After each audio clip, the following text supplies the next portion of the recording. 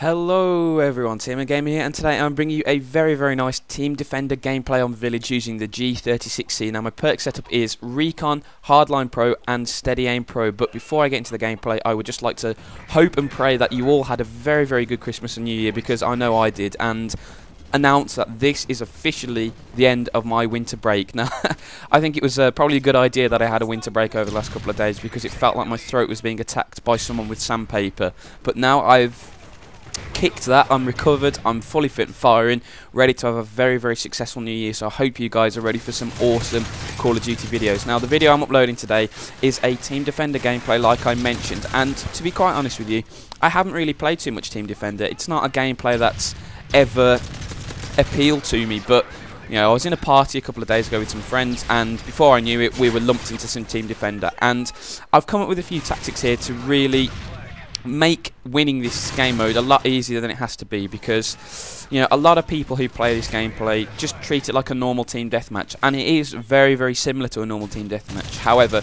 you really have to play the flag, because if you didn't know, it's basically the same as a TDM. You know, you have a race to a certain amount of kills, and the team that gets there first wins the game. Very straightforward.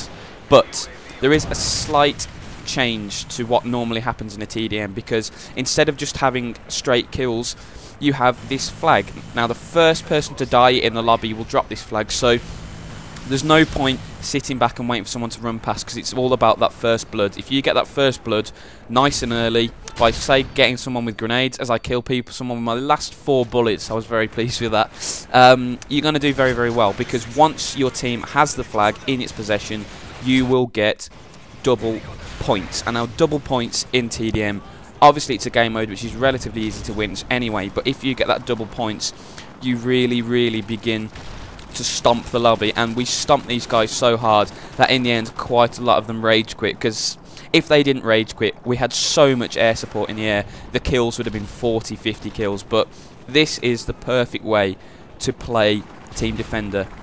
You saw right at the start that, you know, we were sitting in one part of the map with the Team Defender guy with the flag in the middle, surrounded by a cordon of players.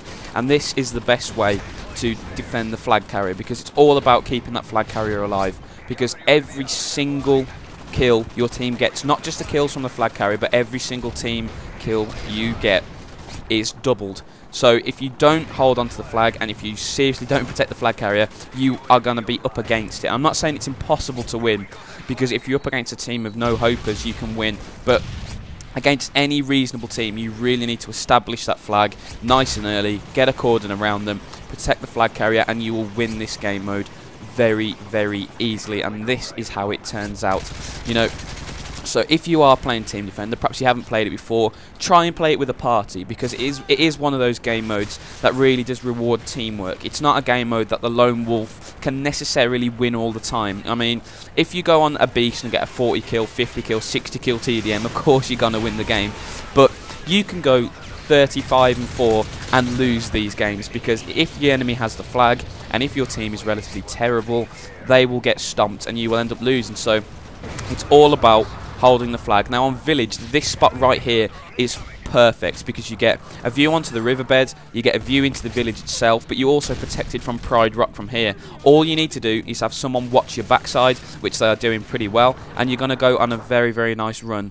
Even when you get tagged with a recon drone, it's still very hard for the enemy to get to you, especially, as you can see here, when my teammates establish a cordon. You know, they push out and they try and meet people before they get anywhere near me, because there's a massive bonus for me doing this as well, because as you can see on the scoreboard, every time my teammate kills an enemy, I get assist points simply for holding the flag.